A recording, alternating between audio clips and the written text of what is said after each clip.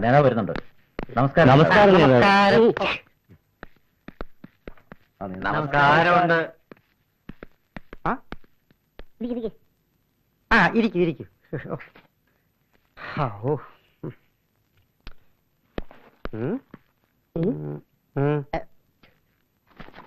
Sir, ഇവരാണ് ഞാൻ പറഞ്ഞ ബലാത്സംഗ കേസിലെ പ്രതികൾ. ഭാഗ്യവാന്മാർ, പരിചയപ്പെടാൻ കഴിഞ്ഞതിൽ വളരെ സന്തോഷമുണ്ട്. 1 2 3 4 5 6. ഷെയിം. ബലാത്സംഗ കേസുകൾക്ക് നിങ്ങളൊരു അപമാനമാണ്. കൂട്ടബലാത്സംഗം എന്ന് കേട്ടപ്പോ ഞാൻ കരുതി കുറഞ്ഞത് 10-36 പേരെങ്കിലും ഉണ്ടാവും. ഉണ്ട് സാർ, ബാക്കി 25 പേര് ഒളിവില. വല്ല കേന്ദ്രമന്ത്രിമാരും ഗസ്റ്റ് ഹൗസിൽ താമസിച്ചിരുന്നോടെ? അത് മാറണോ?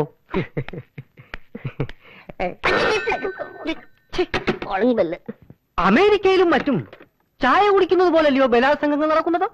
നമ്മുടെ കൊച്ചു കേരളത്തിൽ മാത്രമാണ് ഇതൊക്കെ വലിയ സംഭവമാക്കുന്നത്. ഇതൊരു മിതമായ ബലാത്സംഗമായിരിക്കും അല്ലേടേ? മിതമായ ബലാത്സംഗമാണെങ്കിൽ ഞാൻ ഇടപെട്ടാൽ അതെന്റെ ഇമേജിനെ ബാധിക്കും. അല്ല, ഇതല്പം ക്രൂരമായ ബലാത്സംഗമാണ്. സന്തോഷം. ഇതല്പം ക്രൂരമാണ്. പ്രതികളുടെ അംഗസംഖ്യ 36. കേന്ദ്രമന്ത്രി ഗസ്റ്റ് ഹൗസിൽ താമസിച്ചിരുന്നു. പഴുവേലേ, കേസിന്റെ ഗൗരവം മനസ്സിലാക്കി എമൗണ്ട് ഫിക്സ് ചെയ്തോളോ.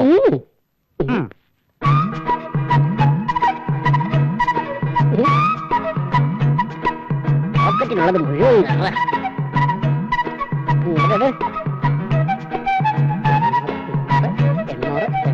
എല്ലാവരും കൂടി ഇന്ന് കൃത്യം 12 മണിക്ക് സ്റ്റേഷനിൽ എത്തിക്കോണം. വേലി തന്നെ വിള തിന്നണോടാ. ഓക്കെ, അങ്ങനെ ആയിക്കോട്ടെ. എന്റെ ഈശോയെ, ഇതുപോലെ ഓരോ കൂട്ട ബലാത്സംഗങ്ങൾ ദിവസവും നടന്നിരുന്നെങ്കിൽ ഞാനും എന്റെ നേതാവൻ രക്ഷപ്പെട്ടനെ.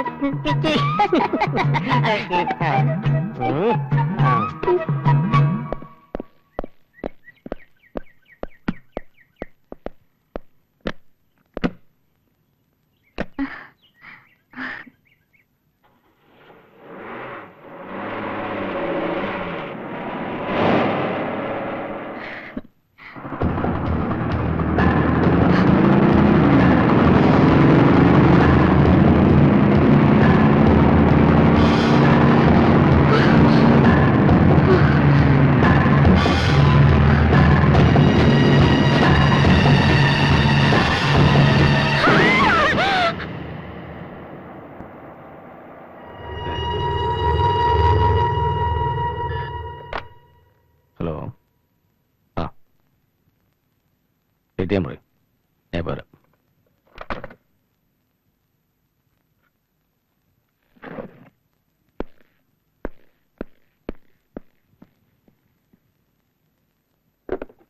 ഹലോ, ഞാനിപ്പോ അങ്ങോട്ട് വരാം. ഞാനിവിടെ ഇരുന്നിട്ട് എന്താ കാര്യം? ഇന്നലെ ഞാനും പുരുഷനും കൂടി പോയി നോക്കിയ വസ്തുവിന് അഡ്വാൻസ് കൊടുക്കണ്ടേ? അവര് വലിയ വിലയാണല്ലോ പറയണത്. കുറഞ്ഞ വിലക്ക് ഭൂമി കിട്ടില്ലേ? കുറഞ്ഞ വിലക്ക് കിട്ടും. ഇവിടെ അല്ല, വടക്കാഞ്ചേരിയില്. അത് ഭൂകമ്പുള്ള സ്ഥലല്ലേ? അല്ല പിന്നെ. ഈ അനന്തേട്ടൻ എവിടെ പോയി? ഇവിടെ ഉണ്ടാ പോക്കറ്റില്.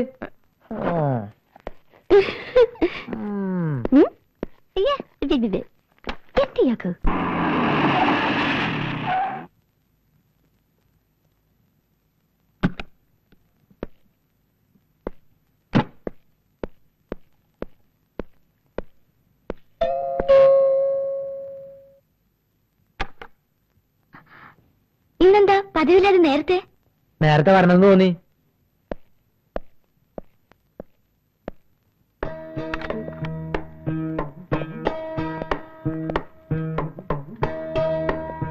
എന്താ തരുന്നത്? ഒന്നുമില്ല.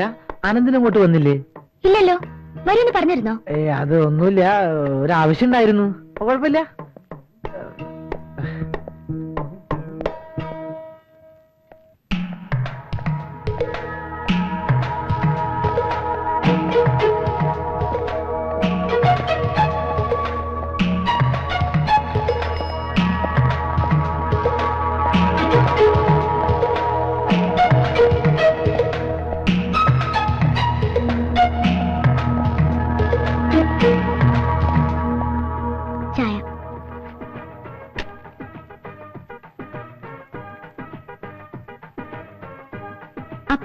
ഉച്ചയ്ക്ക് വീട്ടിൽ വന്നിട്ട് പെട്ടെന്ന് പോയതെന്താ? അത് പിന്നെ ഞാനൊരു ഫയൽ നോക്കി വന്നതാ.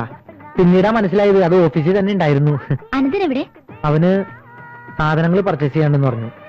പിന്നെ ഇവിടെ മായ തനിച്ചല്ലേ ഉള്ളൂ, അതുകൊണ്ടല്ലേ ഞാൻ പെട്ടെന്ന് വന്നത്. ഒന്ന് ഫ്രീ ആയിട്ട് സംസാരിക്കാലോ.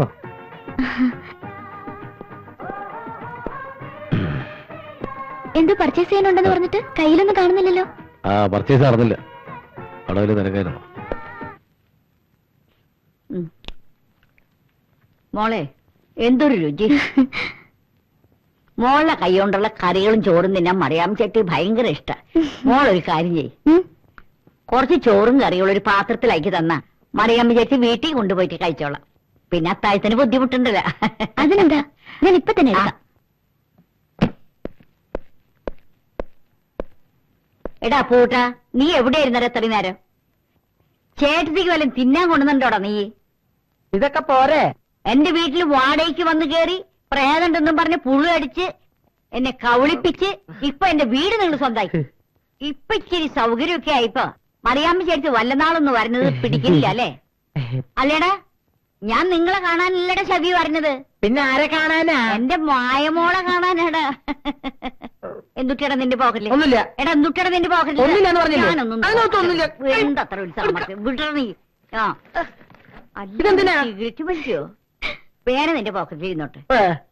അവന്റെ ഒരു സിഗരറ്റ് വലി. ആ, കാന്തം.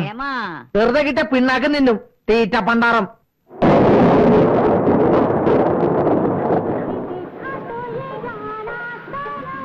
നല്ല മഴ. അനന്തൻ ഇതുവരെ വന്നില്ലല്ലോ.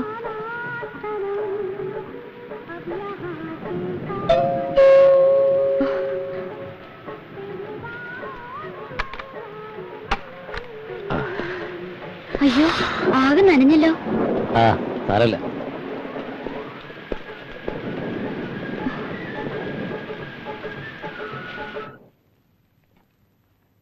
ചായ. അനന്തൻ ഇതുവരെ എണീറ്റില്ലല്ലോ. നല്ല പനിയുണ്ട്. രാത്രി മഴയും കൊണ്ട് ചുറ്റിക്കറങ്ങുമ്പോ ആലോചിക്കണായിരുന്നു. ഇപ്പോഴത്തെ പനിയൊക്കെ ഭയങ്കര ഡേഞ്ചറാ, വെരി സീരിയസ്. അനന്തൻ ഇപ്പൊ തന്നെ ആശുപത്രി കൊണ്ടുപോകണം.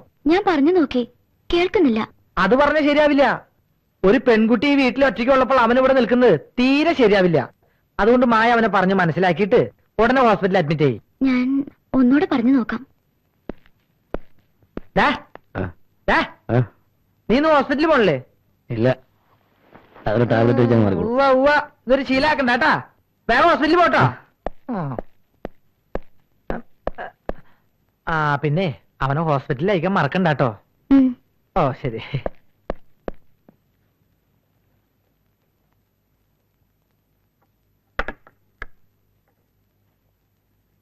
അനന്ത, ആ, അനന്ത, ആ, മരുന്ന് കഴിക്കൂ. ആ.